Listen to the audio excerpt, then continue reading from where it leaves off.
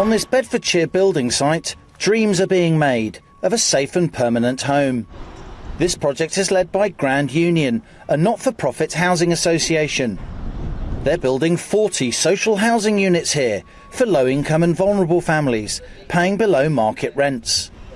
But with over 1 million households on the council house waiting list, these much-needed homes barely scratch the surface. I think when we have 150,000 children sleeping in temporary accommodation, and it's not really temporary because some of it has lasted over 10 years, then that is an emergency. We're damaging people's futures.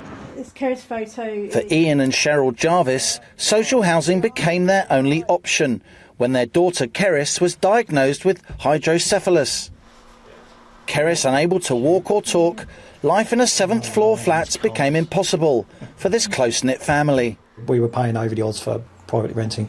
So even though we had 2 wages at the time, once Keris came along, the wages started to dwindle because we were needing to be more out of work.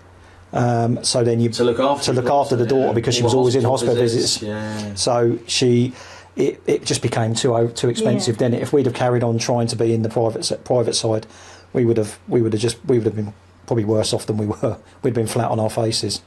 By 2030, the National Housing Federation estimates 1.5 million low-income and vulnerable households will be on the waiting list for affordable social housing.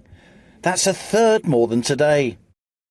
As a result, 150,000 children will be living in temporary accommodation, such as bed and breakfasts and emergency hostels. That's 6 children in every school in the country.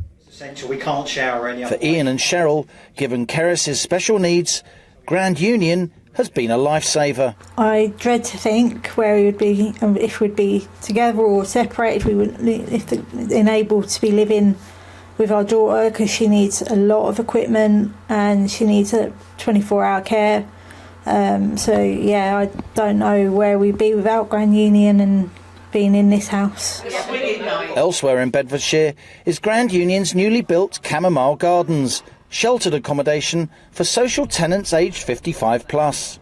Jackie recently lost her leg in an accident. She says living here is a godsend, but social housing is a lottery. There seems to be an area where some people are struggling to get anywhere and others just seem to be lucky.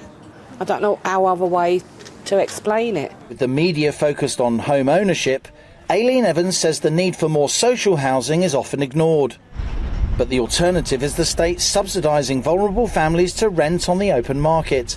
Successive governments need to invest in social housing. Otherwise, we will consign families to lives where their futures are stolen, and we'll have a burgeoning housing benefit bill that will cost the taxpayer far more than building social housing in the first place. While Rishi Sunak failed to mention housing in his party conference speech, Keir Starmer put more homes at the centre of his offer to voters.